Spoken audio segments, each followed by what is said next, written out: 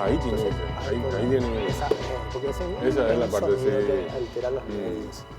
En fin. Así como me altera los nervios cuando la gente dice, pues eso es una teoría, ¿no? Cuando hablan de la evolución, por ejemplo, o Sí. hablas de la evolución y alguien sale y te dice, no, eso es una teoría. O sea, hay una idea generalizada en que la teoría es algo muy voluble, que está ahí sin definirse claramente. ¿Sabes qué? Confunden teoría con hipótesis. Sí. Pero no tienen idea tampoco de que es una hipótesis, pero tienen la idea de que la teoría es una idea más, como cualquier otra. Pero también tiene su explicación en que es una cuestión más bien coloquial, ¿verdad? Coloquialmente, cuando somos criaturas, hablamos así, ¿verdad? En teoría. Yo creo que yo tengo una teoría respecto a este tema, te dicen, ¿verdad? Y entonces hace una tentativa de explicar algo, ¿verdad? Sin que le pareció que era así, ¿verdad? No tiene pruebas de que sea así, no hay evidencias, pero es una posibilidad. ¿Y cuál sería la nomenclatura correcta? Tengo una idea sobre lo que... Idea es la... Pero cuando yo digo nomás en relación a la evolución, por ejemplo, que es el tema que hoy vamos a... En relación a la evolución, es un claro mal uso del lenguaje, ¿verdad? Eso. Porque es otro el sentido que tiene la palabra teoría. En ciencia tiene un sentido absolutamente diferente al que tiene en el sentido coloquial del término. Es decir, hablar en forma coloquial, decir que la evolución es una teoría nomás, viene a ser una tontería. El término nomás, ¿verdad? Como haciéndole... como un diminutivo. Como un diminutivo, es algo más, una más... O como algo peyorativo, digamos, mejor dicho, como algo peyorativo. Es una idea más de las que andan circulando por ahí. Sin embargo, hay que tener en cuenta que también se conoce como la teoría heliocéntrica, al hecho de que los planetas giran alrededor del Sol.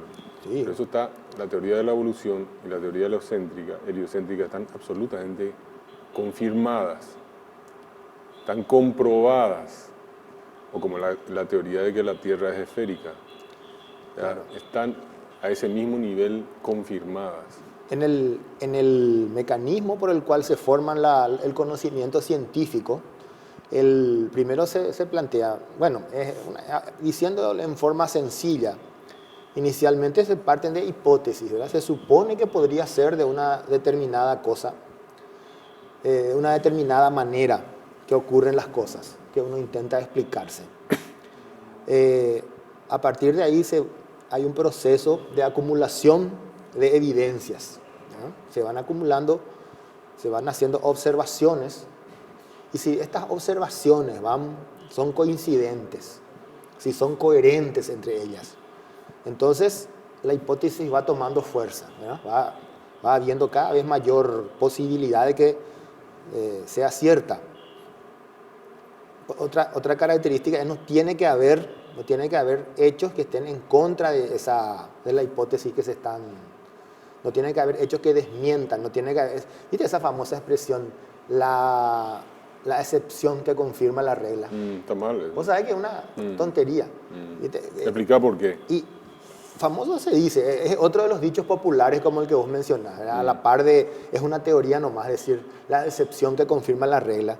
Vendría a decir como que para que una regla, o sea, un conjunto de normas que rigen algo, se confirme, entonces tiene que haber un hecho que lo contradiga. Y es algo absolutamente absurdo, no tiene nada que ver con la realidad. Yo creo que eso surgió a partir de la matemática, que tiene una regla y sus excepciones, pero solamente se puede decir eso. No, Héctor, no. Hay una regla y excepciones, no que eso confirme nada, ¿verdad? A partir de una confusión gramatical, diría yo que surgió eso. Se dice, había un aforismo científico que dice, la excepción prueba la regla.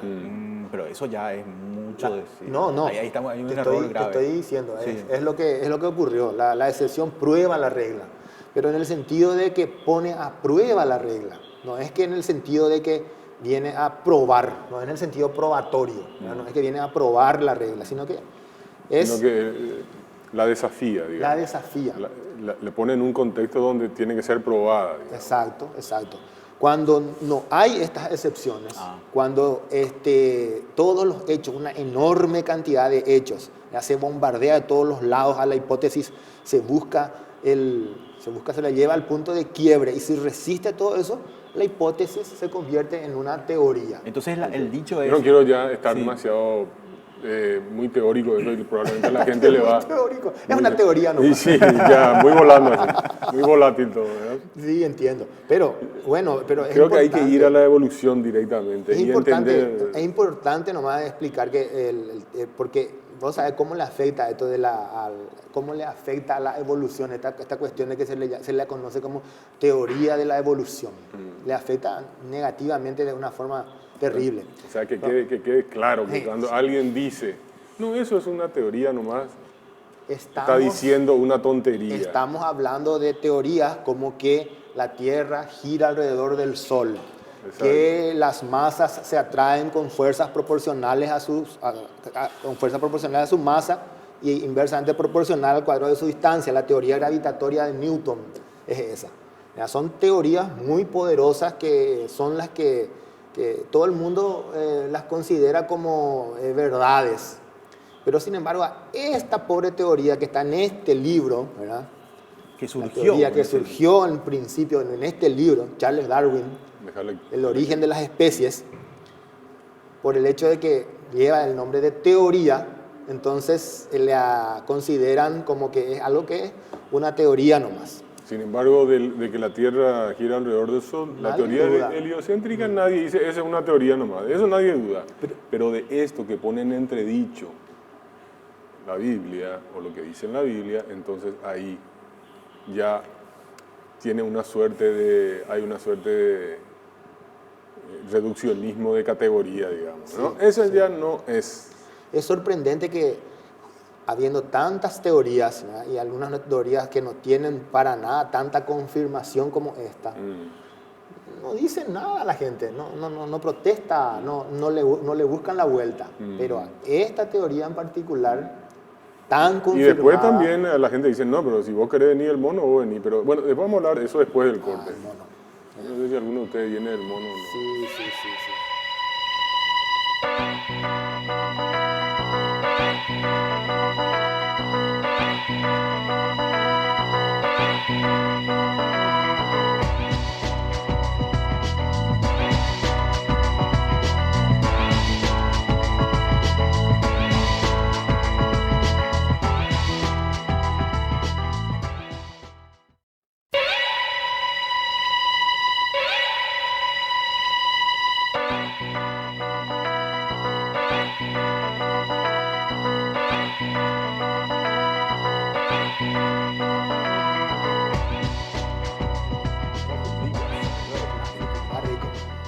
El hombre procede del mono, dijiste.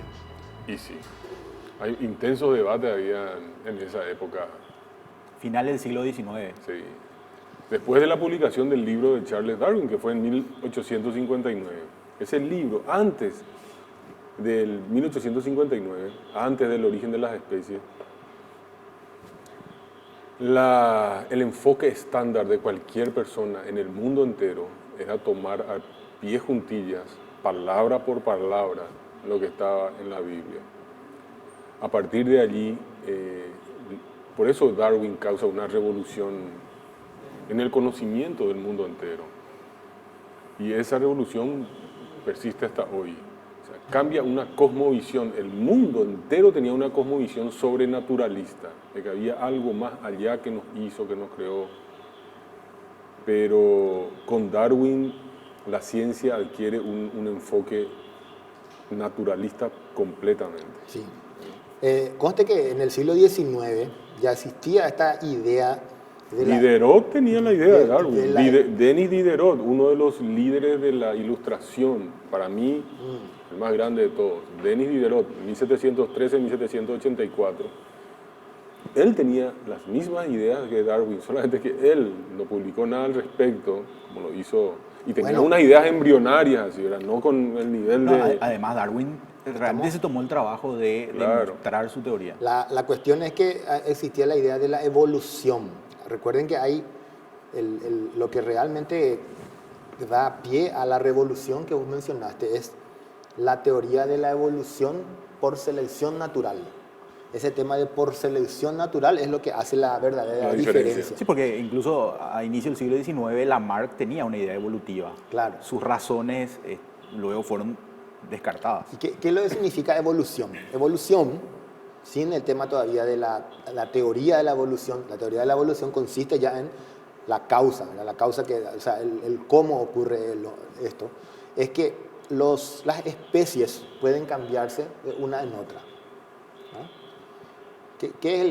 Tenemos que reseñar, ¿qué es el concepto de Las especies pueden cambiarse de una en otra, Sí, no sí, creo que sea... una especie puede dar origen a otra. Eso sí. Exacto. Que una especie puede dar origen a otra. Que todos tenemos un ancestro común, o sea, la vida tiene es un hilo conductor común. Pero hay que explicar un poco qué es lo que se entiende por especie. Especie es el conjunto de seres vivos que pueden fecundarse mutuamente, ¿no? Los humanos, por ejemplo, con los monos, no pueden fecundar. Un humano no puede, teniendo relaciones sexuales con un mono, no lo puede fecundar, o sea, que no es de su misma especie. Y este proceso, la evolución, consiste justamente entonces en eso, en que a partir de unos pocos seres vivos, ¿verdad?, que se originaron en el periodo cámbrico, en las primeras etapas de la existencia de la Tierra, fueron evolucionando, es decir, fueron cambiando, dando origen a toda la variedad de seres vivos que hoy pueblan nuestro planeta. Esa es la idea de esa sencilla idea es la idea de la evolución, y esa es la que estaba ya presente en el ámbito científico a principios del siglo XIX. Pero otra cosa muy diferente es cómo ocurre la evolución, ¿verdad? ¿Cuál es el proceso que guía la evolución? Y esa idea es la que introdujo Charles Darwin en este libro, en su libro que publicó en 1859. Y no fue el único. Pero después publica otro libro mucho más Detallado sobre otros temas. Sí, más tuneado, que es El origen del hombre. El origen del hombre. Sí. Alfred Russel Wallace también llega a la misma conclusión que Darwin en la misma época. Incluso le escribe a Darwin mientras él estaba escribiendo el libro ya. Y había una preocupación por Darwin de que Russel Wallace publicara algo antes que él. Eso le apresuró a él a terminar su libro. Claro. Este es uno de los casos en que a lo largo de muchísimo tiempo alguien tiene una idea acerca de cómo ocurren las cosas y van buscando primero las evidencias para poder después darlas a conocer. El otro caso que yo conozco es el de Newton, para dar a conocimiento su teoría de la gravitación. Él ya la tenía en mente, pero necesitaba una herramienta matemática que muestre cómo es que muestre la teoría de la gravitación en forma apropiada. Y para eso él inventó el cálculo infinitesimal, nada menos, ¿no? Le tomó 20 años aproximadamente, ¿no? Introdujo el cálculo infinitesimal, también con competencia. Vamos a hablar de Newton, ¿verdad? No, podríamos hablar de Newton. nomás, También, este era un gran alquimista. O sea, él creía en todas esas tonterías absolutas. Era un alquimista, creo, medio creacionista o algo así también. Él era un gran supersticioso. Tenía una cantidad de... Murió virgen, dice el tipo. Murió virgen, al igual que Nikola Tesla. Otro de los grandes, son cosas raras así. Medio loco este era. Pero él, Darwin... Haciendo una analogía para entender este tema de la competencia entre científicos y cómo es que eso en esa época que habían pocos científicos todavía compitiendo, ya veíamos el fruto del esfuerzo de con la competencia lograr el resultado. Sí, porque ahora eso es el otro que estaba desarrollando día, algo que llamó cálculo fluxional era Leibniz, ¿verdad? Y entonces él, apurado también, publicó su famoso principio de matemática. Y eso ocurre también con este caso, ¿verdad? En el que él se da cuenta de que, ¿cómo es que se llama? Wallace. Wallace, que estaba también en la misma línea de pensamiento, Pero ¿qué es lo que quisimos decir al meterle a Newton acá? Simplemente que de todas las ideas absurdas que tuvo Newton, la única idea que no era absurda y que tenía un fundamento matemático y científico es la que sobrevivió y por eso le recordamos hoy. Tanto como la única es demasiado Sí, decir, sí, porque hay estudió cosas de muchísimas óptica. muchísimas Pero está bien, cosas. tu Pero idea es esas buena. otras cosas comparten las mismas características que esta que te estoy diciendo. Sí, El avance sí. científico se logró a través de las buenas ideas de Newton, las buenas ideas de Darwin. Nadie se Ok. acuerda de Newton por haber desarrollado la piedra filosofal, ¿verdad? No, él tenía ciertas locuras, como seguramente todos las tenemos, ¿verdad? Pero nadie se acuerda de Newton por eso, no era especialmente listo en ese tipo de cosas, pero sí era un gran matemático y dio un impulso fenomenal a la ciencia, Bueno, al igual que Darwin. vamos a hablar de Falta eso a la todavía vuelta. explicar este tema de en qué consiste realmente la selección natural. La Ya vamos selección a explicar. natural. A la vuelta del corte lo vamos a hacer.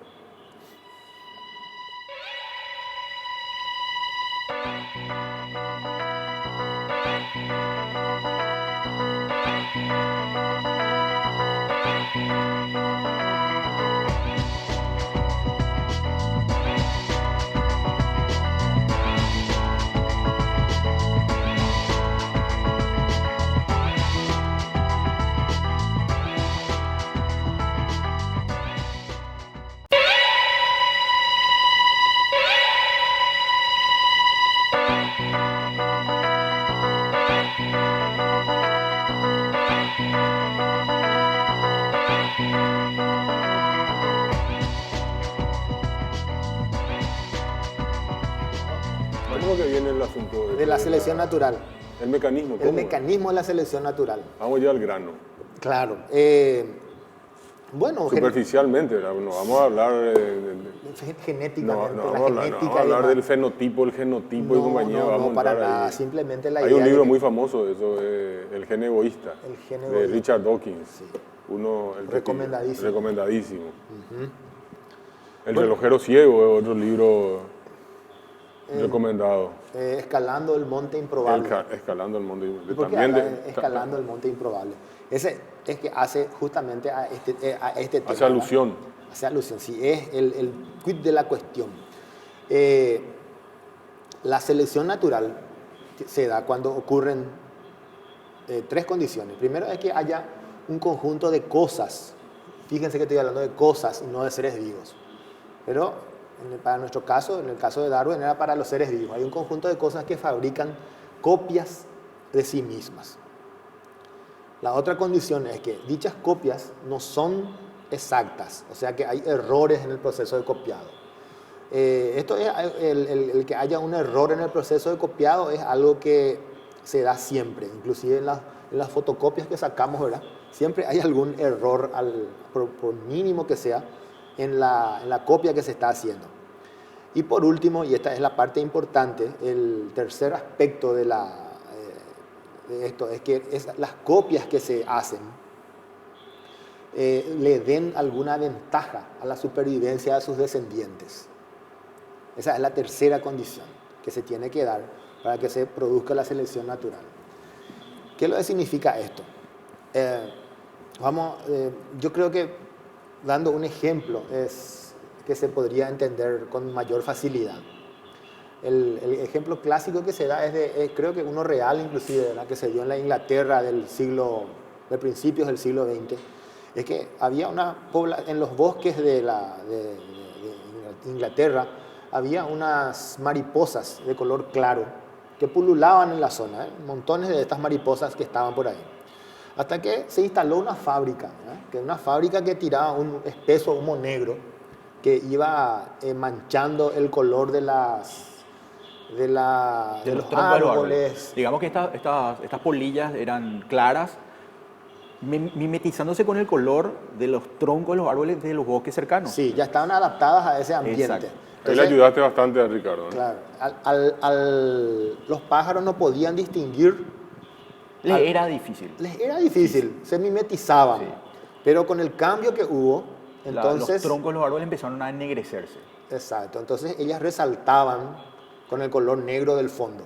Pero donde se vio la diferencia. Y bueno, cuando Ciertas polillas tenían la pigmentación más oscura y empezaron a mimetizar. nacieron algunas, ¿verdad? Sí. Que no fueron copia fiel de sus antecesoras. Digamos así Sí, rápidamente. no fueron copia fiel, sino que eran un poquito más oscuras era el color. Esta entonces le dio una cierta ventaja en relación con sus primas, que eran de color más claro, porque Entonces, los pájaros le podían ver con mayor dificultad. Entonces tenemos que aclarar No, que la con ventaja mayor. es con respecto al medio ambiente, dónde está viviendo. Si cambia el medio ambiente, cambian los tipos de ventajas. O sea, el medio ambiente también influye muchísimo sobre la evolución. Exacto. No solamente el cambio que uno pueda tener o cómo se vaya adaptando a...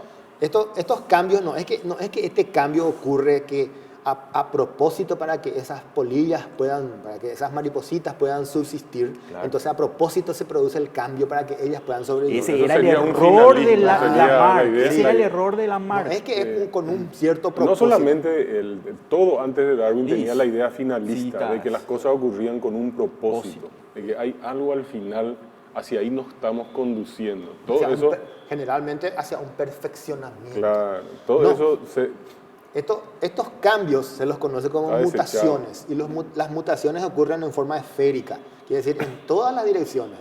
Algunas polillas nacieron incluso más claras. En realidad hay dos efectos. Uno es la copia, ese que vos estás diciendo, de la mezcla de los padres que dan copias que cada vez son diferentes a la original, por lo menos. Y otras son las mutaciones, que también tienen cierto tipo de nivel en el resultado final de los cambios. Pero son dos efectos ya allí, ¿verdad? Las mutaciones, Es más, después en el siglo XX, al inicio del siglo XX, un holandés creó toda una teoría que se llamaba el mutacionismo, que se basaba solamente en la mutación y que luego fue descartado porque no es solamente la mutación, ¿verdad? claro. Son las copias que no son perfectas, como dijiste al principio. Pero perfecto, la idea nomás es que todos estos cambios, o sea, los cambios ocurren en todas las direcciones. Así mismo. No es que ocurren en un solo sentido, solamente que esos cambios que son favorables, que ayudan a la supervivencia de la especie, esos son seleccionados y se mantienen. Igual como se hace en la selección artificial, ¿verdad? En la selección artificial, las vacas que dan buena leche, ¿verdad? Se las aparta, se las selecciona para que su cría, que se espera que van a tener buena leche también, se vayan desarrollando. Y las otras se van para otros fines. Darwin mismo en sus primeros capítulos hablaba sobre la selección artificial al principio. Claro. Las palomas, él estudió mucho eso. Sí. Exacto. Entonces, esos son los fundamentos, ese es el fundamento de la teoría de la evolución por selección natural. Otra de las cuestiones muy importante aquí que se tiene que tener en cuenta es que se dice, ¿cómo es posible que, bueno, el ejemplo que dimos es bastante sencillo, ¿verdad? En un solo paso, un cambio de color que hace que la población cambie totalmente, ¿verdad? Después de unos pocos años, prácticamente de pocas décadas, el 90% de las polillas había cambiado de color. Pero sin embargo, ¿cómo es posible que los cambios hacia cosas tan complejas se puedan dar? ¿Cómo puede pasar, por ejemplo, de no tener alas a tener alas, ¿verdad? O de no tener picos a tener picos muy especializados, ¿verdad? Hay algunas especies de pájaros que tienen unos picos muy duros que perforan la corteza de los árboles y tienen una lengua especialmente adaptada que saca los bichitos que están ahí. Bueno, eso es justamente un concepto más que tiene este tema de la evolución, que consiste en que estos cambios que dijimos se van acumulando, ¿verdad? Es el proceso acumulativo. Pero, vamos a explicar eso a la vuelta al corte, porque aparte del proceso acumulativo debe hablar del tiempo. Son ideas de tiempo que no entran fácilmente Exactamente. en nuestra capacidad de conceptualizar eso. Muy importante. Dale, ok.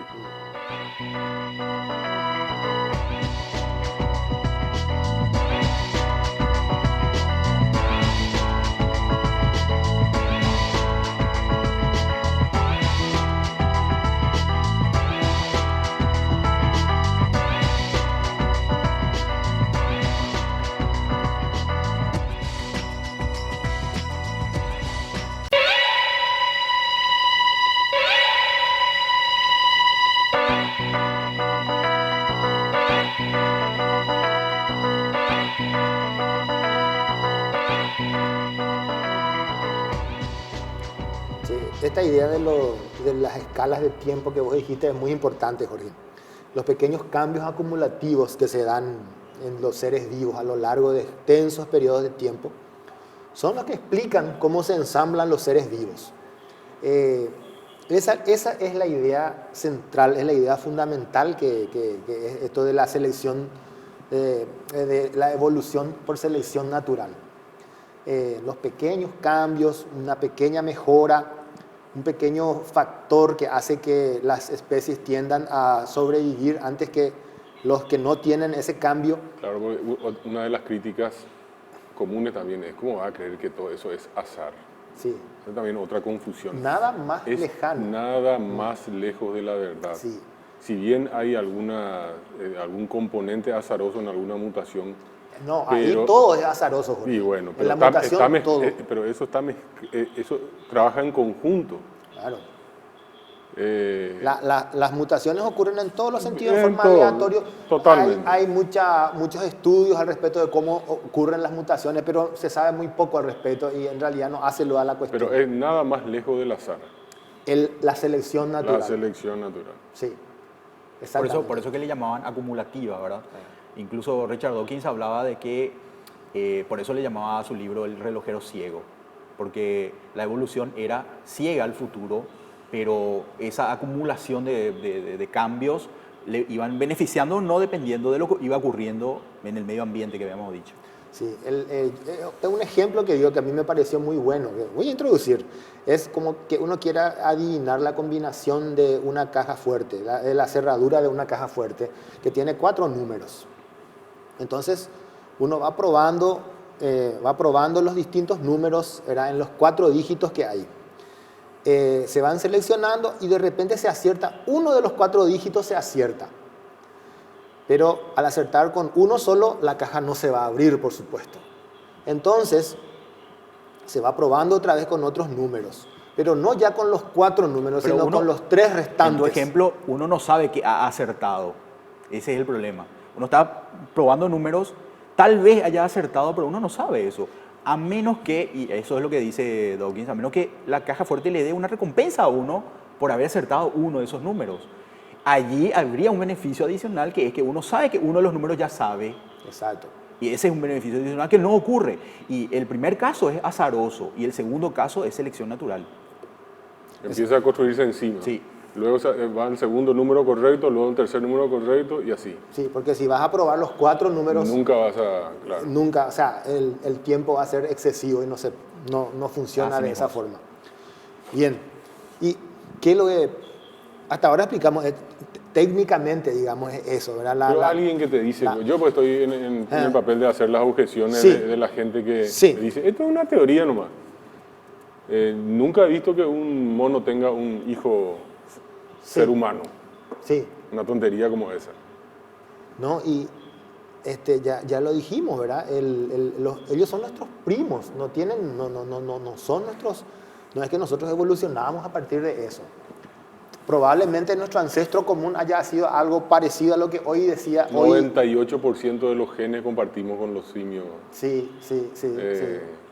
Son nuestros primos. Nos hemos especiado, ya no podemos tener hijos con ellos, ¿verdad? Nos estamos separando, nos hemos separado y el tema de la inteligencia superior que tenemos hace que, esa sí que es una diferencia cualitativa muy interesante, ¿verdad? Cuidado con eso de Sin superior, precedente. noté un cierto aire clerical ahí. Inteligencia superior, entre comillas, puse por eso, ¿verdad? Bueno, fíjense. La hemoglobina que compartimos con ellos idéntica. Idéntica. ¿Y por qué lo de esto tanto lío con este tema, la teoría de la evolución? Mira lo que dice Theodosius Dobzhansky, uno de los grandes monstruos de la biología. Dice, en biología nada tiene sentido si no se mira a la luz de la evolución. Sí. Dice, sin embargo, en agosto de 1999, 140 años después de que Darwin publicaba El origen de las especies, el Departamento de Educación del Estado de Kansas eliminó el tema de la evolución del plan de estudios oficial. A mí me ¿En qué causa... año fue eso? 1999. No, pero mucho antes ya tenía... ¿Ustedes recuerdan el juicio del mono? El John Scott. Sí. Allá por 1900, no sé, 25. En la década del 20 del siglo pasado. Pero- se le condenó a un profesor de escuela en Tennessee por haber enseñado la teoría de la evolución. en el colegio algo sobre la teoría de la evolución. Estaba prohibido, no se podía, se tenía que enseñar la idea que se registra en el Génesis, ¿eh? Y le condenaron a pagar una multa de, su fianza fue de $100 en aquel entonces. Mira. Y creo que un periodista o dueño de un periódico pagó la fianza de John Scopes. Sí. Un Pero famoso después caso. después ya llegó, ya en el siglo pasado llegó la revancha, digamos, porque A mí me causó mucha gracia lo que dice aquí. Cuando la esposa del obispo de Birmingham se enteró de la teoría de Darwin, en 1880 le dijo a su marido: querido, esperemos que no sea verdad, pero si lo es, esperemos que no llegue a oídos de todo el mundo. O sea, parece que estamos hablando de una cosa, de algo terrorífico. la ¿eh? gente. Es ¿Qué? que es un choque de visión muy grande para alguien que no ha leído. Pero todavía no estás tiene- diciendo vos en qué lo que consiste ese choque de visiones. Pero ¿y cómo no? Es una visión, es una cosmovisión cristiana, es un choque entre la ciencia y la fe, para decirlo más rápido. Pero en el tema de la evolución como evolución, nomás no, finalmente no es algo tan chocante, ¿verdad? Finalmente Dios pudo haber estado guiando la Que evolución. de hecho, eso es lo que dijo Juan Pablo II en 1996. 1996. Él primero le pide, pide perdón por lo que se hizo con Darwin, al igual que lo que se hizo con Galileo. Y entre paréntesis, Galileo no lo quemaron vivo, como mucha gente cree. Tienen la idea esa de que a Galileo lo quemaron vivo. Sí, no. Recibió las amenazas correspondientes, pero Le- no lo quemaron vivo. Le hicieron ver nomás. Eso fue a Giordano Bruno, entre otros miles. Pero bueno, en fin. Lo que quería decir es que la propia Iglesia acepta la teoría de la Iglesia evolución. católica, La Iglesia sí. católica. Solamente que introduce unas adendas. Y la adenda consiste en que en que algún en momento, algún de la momento de la evolución de los evolución, homínidos, Dios insufló le el insufló alma. el alma. al Entonces, ser humano. ahí, Y por como eso, que- el punto es que nos hace que los humanos no seamos sino otro tipo de animal, que no tengamos nada en particular, más que los otros animales, somos el producto de la evolución. Y de una evolución, o sea, de un proceso que se da por causas total y absolutamente naturales. Muy bien. Venimos enseguida. Claro, después vamos a del- continuar con eso. Sí.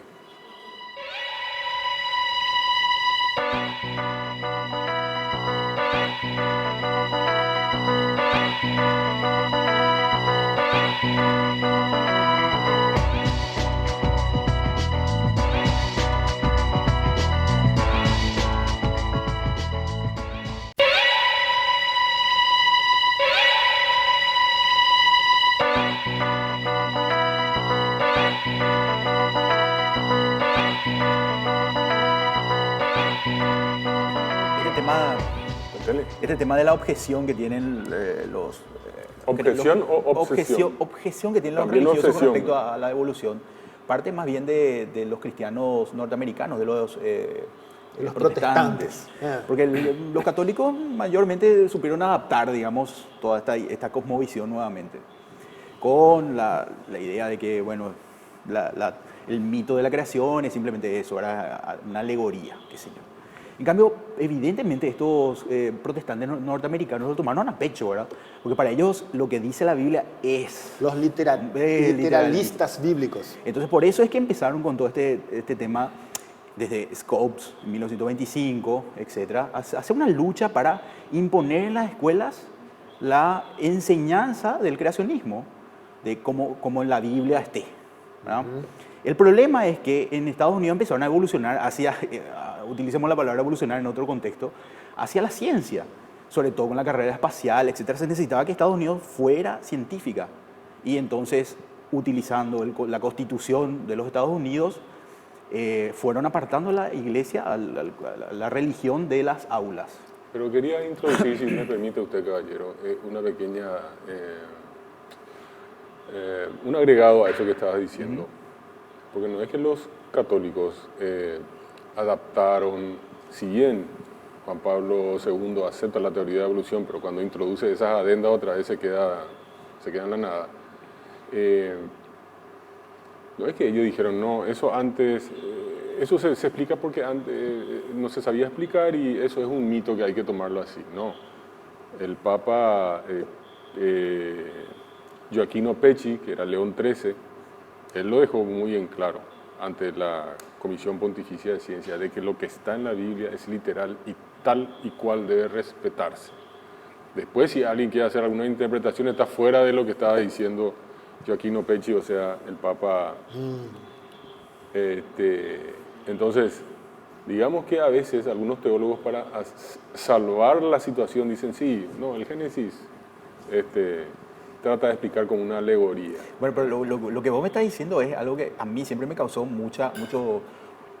me llamó mucho la atención, que es que hay como una especie de luchas incluso dentro de la Iglesia Católica, incluso dentro digamos, el Islam, etcétera, de ir haciendo un malabarismo así como para ir manteniendo su libro sagrado con respecto a lo que la ciencia está descubriendo, ¿verdad? Por eso es que leíste hace un rato que una persona estaba pidiendo por favor que esto no se sepa, porque es la forma más fácil de continuar con una creencia, ¿verdad? Pero salió algo parecido al creacionismo, o sea, es el creacionismo con un ropaje un poco más Eso, ¿sabes elegante, por qué que ocurre es eso? el diseño inteligente. Exactamente. En Intelligent design en Estados 1987 muta el creacionismo y se convierte en diseño inteligente, a causa de la presión que había para que solamente se enseñara ciencias en las escuelas. Entonces mutan y tratan de presentar el creacionismo como una teoría científica. Y empiezan a luchar en estrados judiciales para que se acepte enseñar la teoría como una teoría paralela. Y ahí surge todo el tema que habíamos hablado. Es Ahí solamente hablan una de teoría. que la supuesta controversia. Ahí está. Entonces, que supuestamente en el mundo científico hay una controversia. No hay ninguna controversia, que acerca quede de si claro. la ciencia, la teoría de la evolución o el diseño inteligente que ellos pretenden poner a la par. Que hay una controversia en el mundo científico. Algunos científicos dicen que el diseño inteligente, otros científicos dicen que la evolución, bola. Nada de eso, no es cierto, no funciona de esa forma. Es unánime, la evolución es un hecho. La evolución por selección natural es el paradigma que se está utilizando para las investigaciones genéticas, las investigaciones que tengan que ver con la biología. Todo lo que tenga que ver con la biología Así mismo. está basado en eso. Éxito diferencial reproductivo no aleatorio. Así se le conoce ahora. ¿A qué? En términos. Así, sí, claro. Suena medio estrambótico el tema. Pero está bastante bien explicado. A mí me gusta ese. ¿Sí? Sí, porque con una sola oración entendés cuál es el mecanismo. Claro. Y No, muchos, sí, pero la controversia va a seguir. ¿Controversia? No, digo. No controversia. La polémica. La polémica. No, no hay controversia. Es la teoría de la evolución. Lo otro no existe. Eso diseño inteligente. Eso son todas absolutas tonterías. No tienen ningún estatus. O sea, eso entra dentro de la categoría de la fe. La gente que quiera creer, eso puede creer. Pero si estamos hablando de hechos científicos, si estamos hablando de cosas que tengan un sustento, una contrastación empírica con los conocimientos acumulados de la ciencia, entonces no hay nada que hacer. La evolución es un hecho. Lo que digo es que a pesar de esto, en la comunidad, la gente común va a seguir diciendo que es una teoría eso nomás. es una teoría nomás. Eso independientemente de lo que digamos acá, de lo que se digan en las publicaciones científicas, que solamente leen un pequeño grupo de gente, el resto de la población del mundo que está atareada entre sus cosas y solamente escucha a sus pastores y a sus líderes religiosos, va a seguir creyendo que la evolución es solamente una teoría, entre comillas. Pero no necesariamente a la gente que solamente escucha a sus pastores, como dijiste vos, sino gente que va a la escuela, como por ejemplo mi hijita, que se va a la escuela y en su libro de vida natural encuentra la teoría de la evolución, por un lado, ¿verdad? Y por otro lado, la teoría, el diseño inteligente. Cambiarle nada de escuela a tu hija ya. Pero es que no es una escuela religiosa ni nada por el A la mucha estilo. peor todavía. Lo que habría que cambiar es ese libro, ¿verdad? Ese libro. Y al director también. El libro que... Le estoy metiendo en un lío al pobre. No, porque el director es el libro de texto que ellos utilizan, ¿verdad? Y yo mirando así en forma totalmente neutral, encontré que efectivamente lo que está haciendo es enseñar la teoría de la evolución y la controversia. Una barbaridad. Pero me esa, parece. por ejemplo, es una desventaja que tiene tu hijo, tu hija. Es una desventaja educativa. Es Claro. una desventaja educativa. Hay que hacer algo. Tenemos que insistir en que hay que enseñar ciencia y hay que enseñar ciencia correctamente. Porque si no, nuestro país no va a avanzar. La ciencia hace avanzar los países. Eso es lo que ocurre efectivamente. Ese libro de texto a mí me parece una calamidad en cuanto a Sí. eso, ¿verdad? Pero algún día hay que hablar de, quizás en otro momento, de Darwin, la vida de este señor. Ah, Porque él era creyente en un principio, pero después, a medida que él iba encontrando parte de lo que iba estudiando, investigando, y el conflicto que tenía en su vida familiar y social, Que ya no iba a la iglesia, o sea, hay una película, no recuerdo el nombre ahora, Creation. pero es apasionante. La vida de Creación Darwin se llama, creación se llama. Creación Está se en llama. internet. Sí. Sí. es apasionante. Recomendadísima. Recomendadísima. Bueno, tenemos que irnos, muchachos, así que Ok. hasta el próximo domingo.